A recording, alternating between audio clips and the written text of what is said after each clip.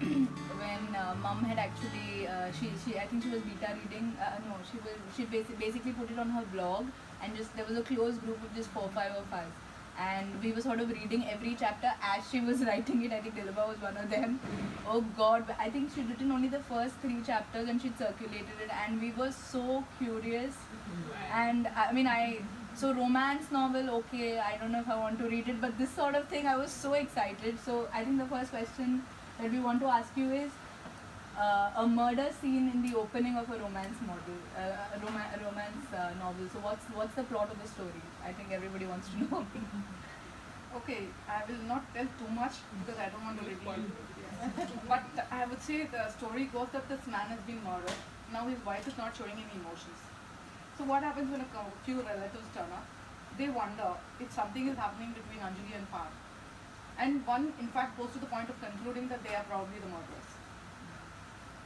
But is Inspector Farke ready to accept it? That's another story altogether. And I would say, more than a thriller, this has a leaning towards romance. Let's call it a romance with a thread of thriller. And again, it's also women's fiction. It's because the story is mainly surrounds Anjali Mahato. What I want to ask is, all these characters that you see, whether it is Anjali, Parth, Jayant, even Arjun for that matter, they're all very strong characters in themselves. So be it a man, woman, or whatever roles they play. So how is it that you characterize I mean, how do you put life into the character? I mean, you're one person writing so many characters that are so different from each other. So how do you sort of pump in life into them? See, actually speaking, when you're writing a book and when you draw characters, it doesn't make sense in talking about somebody who is a wishy-washy person. You need to talk about somebody who can make a hero or a very strong villain, or any character whom distinctly catch the eye of the reader or touch the heart of the person who is reading. So I basically try to create characters who resonate with me. And I would say that there's no use looking for people who are really like that, because it's a characteristic I pick from real life people, and I make a mix and match. And I would say I do it subconsciously. It's not something I do consciously. But yes, you won't find any real person like this, because a book generally, a story generally tends to get more dramatized. So you add a little more shades, whether it's grey or whatever. So you can't have a completely black villain or a completely white hero. It's a mix of all these things. And that's how my characters are born. So according to you, for the audience, do you think Jayant is a villain? He's a really bad guy. They want to shoot him. They themselves will want to go and shoot him at the end of it. Oh, Jayant is a character who is very happy with himself, and he's so full of himself. Like for him, his wife is just somebody who helps him and who is there for him, who is ready to do all the work for him. And he can't see her as a separate entity who needs identity of her own and who needs a life of her own. And that's where he fails. Otherwise, as a person, he's not bad. He's very successful at his business, and in fact, he started from scratch and he's become a millionaire with it. And what about Parth? Because he too is a billionaire. Parts, people have to read the book. I'm not going to talk. And Anjali, because Anjali also, Yes. I think I've read the book, so she seems meek in many scenes, but she isn't. So if you can just throw light, because that comes across even in the first few chapters that she's not meek. she's not meek at all. Yeah. So Anjali is the person who, see, from the outset it appears as though she has everything a woman could want. But it's not only about having a lot of money to shop or a cupboard full of clothes and jewelry and high society living and partying and everything. She's thoroughly bored because she's not having anything which, which gives her happiness and makes her brain work.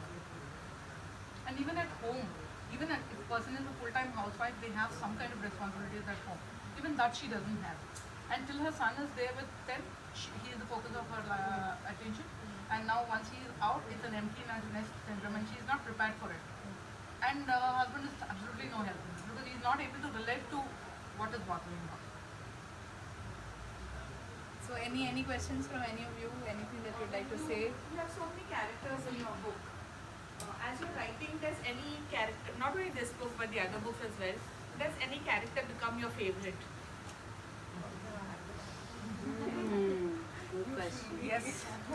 Good crush. Yes. I think all the heroes.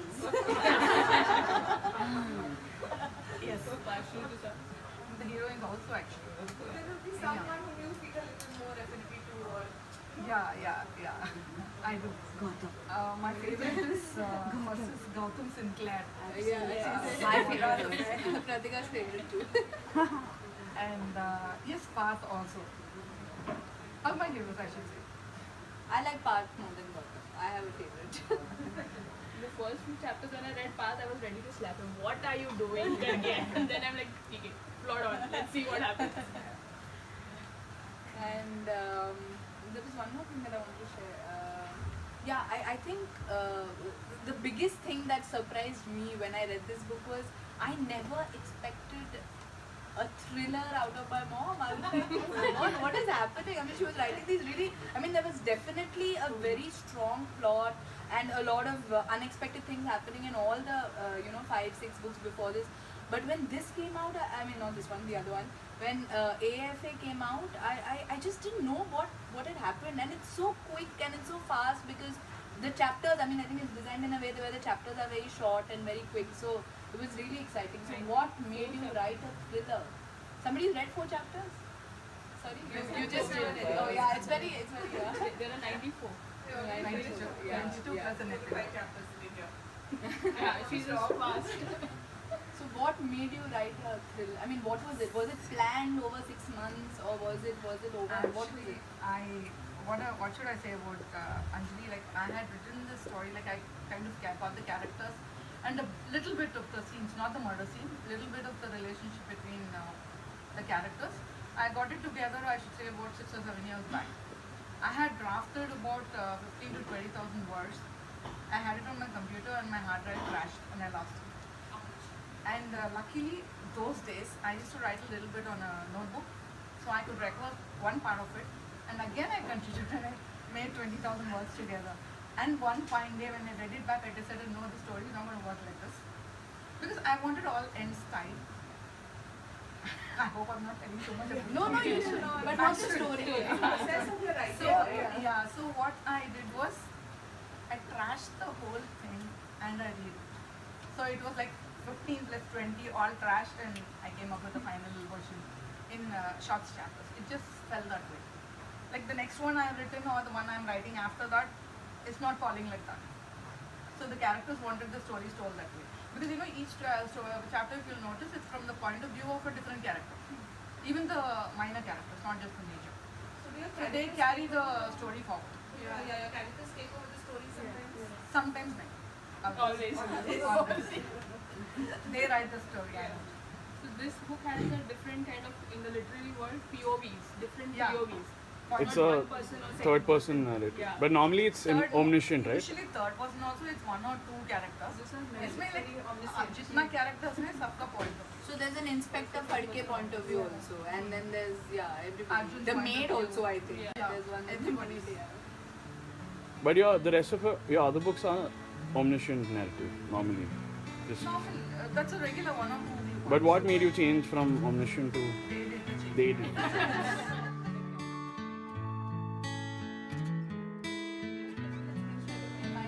At least to my mind when I read it was, why is it that Sangeeta probably doesn't want to, I mean, it just said that, for the last 3 years she's not, Ritika is her friend in the hospital. So Ritika just said that she hasn't looked at any guy for the last 3 years. So why is she so inhibited, or why isn't she open to being in a relationship? Sangeeta is actually widowed today, but she was in an abusive marriage. And her husband died when her son was barely 3 months old. After that, she shifted back to her parents' home. And her parents are the most old-fashioned Orthodox people in the world. And she is like, there are 2 angles to this. One is like, she herself is not keen on getting into a relationship with another guy after the first round of experience. And her parents also wouldn't dream of it. It's unheard of for the family. Like, see, you do have different kinds of families in any place.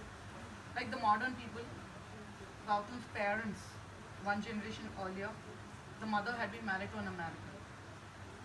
Her parents didn't mind. But now this is the family, after so many years, the parents are dead set against their daughter getting married again. Nor is she keen. So that's why, she is fine the way her life is. She is ready to take it as it is. Only her friend feels that she is basing her youth away and she needs to be in a relationship. How old is she? She is 25 at this stage. She was 20 when she was widowed. Now it's 5 years later. She is working in the hospital and she meets Gautam at that point. And why? So another question is why is it so? One is like her parents, but why is she inhibited into Because marrying she was again? in an abusive marriage. I'm not saying it. So what is it? I mean, what is it about this granddad and grandson relationship? Why? I mean, how did you write? And it's not just here; it's throughout the book. So you have various, I think, instances. So what inspires you to write that? I would say in a place like Madras, especially some years back, joint families were the norm. Even here for that matter. Where always the relationship with the grandparents and the grandchildren was always highlighted. Usually the children tend to spend more time with their grandchildren. Nowadays it's more about the nuclear families. But earlier it always used to be when you spend, like the parents are very busy. Either the mother's cooking most of the day, the joint family is a very big family, she is busy in the kitchen, father's out at work. So it's the grandparents who share the relationship with the grandchildren. And somehow, this, I think probably the way I grew up, I love my grandfather. Maybe that's how the relationship has come. And I like the idea of, an American culture is so different from ours. And where they is unheard of. I wouldn't say an unheard of, but it's not very common, not as common as here. There, this guy decided to come to Madras and live here with his maternal grandfather. And the relationship he developed with him. Actually, he has an excellent relationship with his grandfather, but that little bit of Americanism where, they call the father an old man. And they don't think twice about it. Like, we wouldn't do it. But that's his nature. He talks like that because he's grown up there for all his years. He's been living in Chennai Madras probably for the past few years. So I have tried to bring that out, his Americanism and again, that kind of relationship they both share. So her first book, the Malhotra Bride, is dedicated to her grandfather. And there is a grandfather in the story also. Yeah, there was. The idea came from my best friend, whom the book is dedicated to. You guys will recognize Pooja Goswami. There's a spark. Otherwise, like Sangeeta's life and Pooja, there's no connection at all. The only thing is, her mother left a small child and never thought of getting married again. Neither did she think, nor the parents. So that sparked the idea. And then, somehow I have this idea that the word widow should be deleted from the dictionary. I feel, it kind of makes a woman like, as though she's zero, she doesn't have an education. She was there before she married. She would always been there. And after he died, she's still living. So what is this word? I feel it with a guy, if the wife goes on, it doesn't matter, he gets married again. Widower is probably coined much later, just to ensure there was a masculine form of the word. But I feel this is a very wrong word and it's such a slight against. See, I'm not one of those feminist kind of thing, but I feel it's such a way of hurting the person and downtrodden them. And that came out in the book. So are you a feminist? No, I wouldn't say that. I wouldn't say that. I feel, both have their roles to play. A guy has his role and a woman has his role. As long as you're comfortable in what role you're playing, you should continue to play it. But thing is, it shouldn't ever be that one has a thumb. You do hear of guys also getting beaten up by their wives. So I would say that is right, just because feminism got it.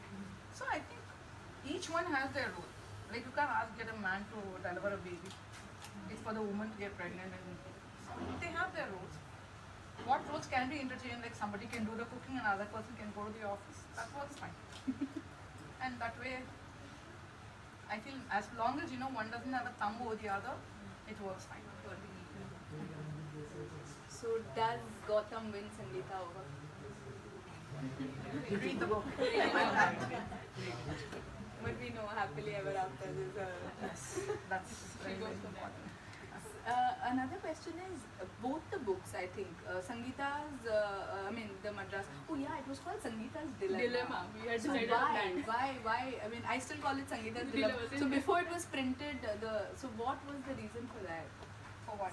So it was called Sangeeta's Dilemma. So do you like Madras Affair better? Yes. Yes. It's more like. When my publisher suggested this, by the way, I'm basically an Indian author. This is the only book which was published by a traditional publisher.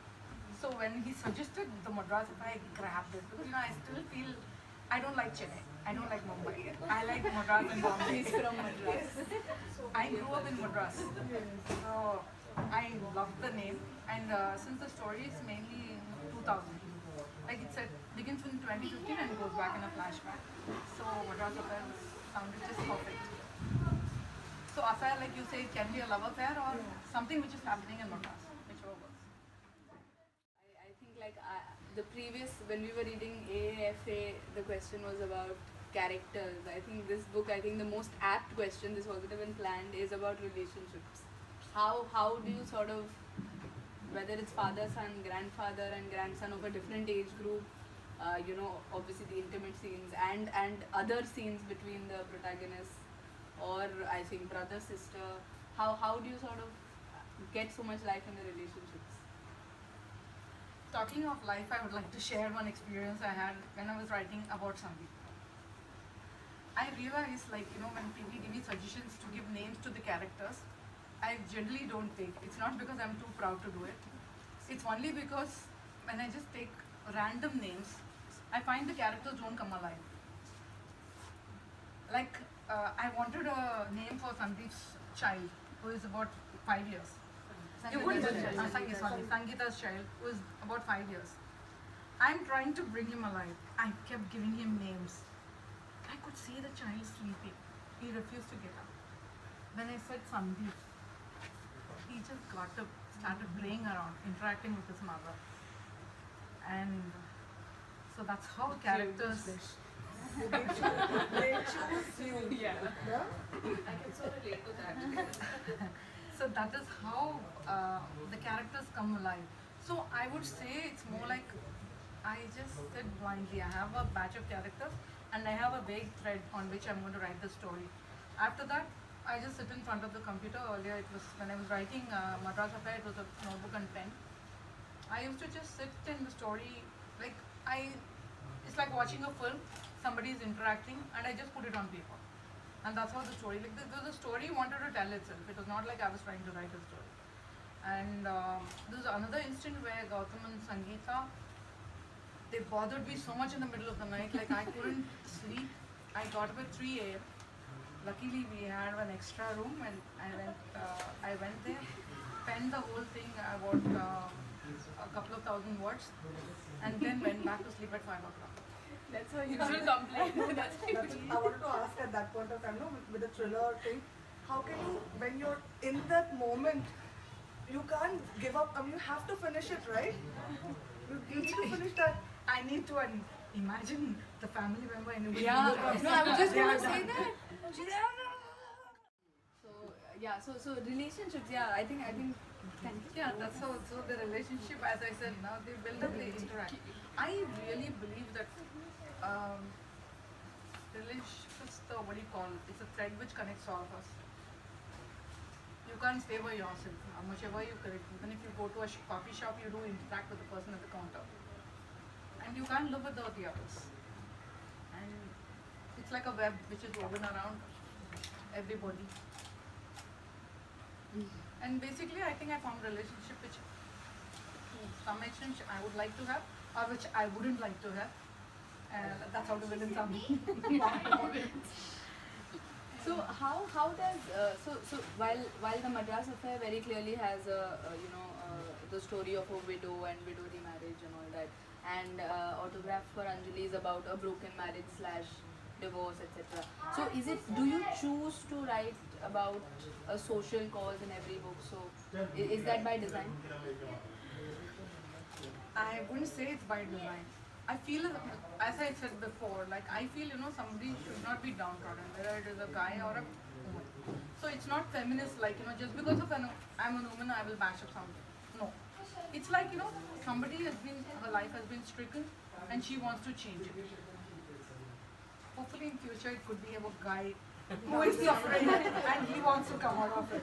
So not necessarily, and I wouldn't quite say it is fully a social cause. Yes, the social cause does come across. Like again, you turn around anywhere in your house, everybody has some kind of a problem, and any book deals with the problem and then with a solution. And okay, if it is socially, everybody feels about it. Like as I mentioned before, a widow getting married, half of our population thinks it's perfect now. The other half thinks, what the hell? That's how our culture is. So it is, hopefully if it wakes up a few people who need to be woken up, nothing like it. And same with Anjali, like, I feel a lot of women undergo this situation of sitting at home really not knowing what to do with their lives. While the people on the outside see what the hell, she's having such a wonderful life, I don't have it. And why the hell is what is she cribbing about? And that's why she doesn't even have many friends, because she can't communicate what she feels towards them. And that's the most difficult part. And she's like, forced into the life of a socialite where she goes from party to party because to run Giant's business, he likes the party scene and she's not happy. She can't say no because she's married to him. It's a very difficult life, it's a very subtle thing in which way what an outsider thinks it's an absolute norm, whereas the person who's actually living the life, they are the ones who understand what's bothering them about the scene. And I wouldn't say that all my books consist of this, like a thread. Maybe I like this book I have written, The Runaway Bridegroom. There, there's a child marriage which happens. I've just taken this, a child marriage does happen in India. Although we are supposed to be very modern, it's in the north, so it's a very common thing in Rajasthan, Bihar and all that. So this child gets married. What happens after that? There I have brought out my anger. It's not just saying how dare the parents get the child married, they should be jailed. I didn't go there. Mine is a complete work of fiction, written to the sake of fun. If somebody is going to learn something from it, wonderful. But my idea is not to teach or preach. Because it's up to the people how they live their life. Like who am I to tell like this is how a life should be like. And I have to reveal this. I know it's in the book. I know it's in the book, but I can't. Runaway Bridegroom. It's an e-book, and I think a autograph for Anjali have like the the same detective who solves the case. Okay, so that's really cool. Yeah. So he's going to be seen many Yeah, times. yeah. So he's for the like, wishes. he's like the Agatha Christie for yeah. She doesn't just write about social causes. There are not many other books, Meghna, Yeah, Meghna, Meghna. they are They're in just, mindset, My yeah. idea is stories. entertainment, 2-3 Yeah. hours if you enjoy it, have fun. In good, clear language. I write simple language. I don't know hi-fi language. I don't want somebody to rush to the dictionary every sentence. I'm not saying that's what, some people have the way of writing, but I write very simple language. It's just interaction. I love to bring in a lot of dialogue. And yes, the steamy scenes are there. Yeah, that's her, I think, forte. When she That's writes her USP. simple language and you can actually visualize. Like her grandfather of Gautam, I was like, I wish I could cuddle him and like, so sweet, both of the grandparents and all that. And each of the characters, Sunday, you want to pat his hair, or something like that, butterscotch, and everything, they come alive when you read them.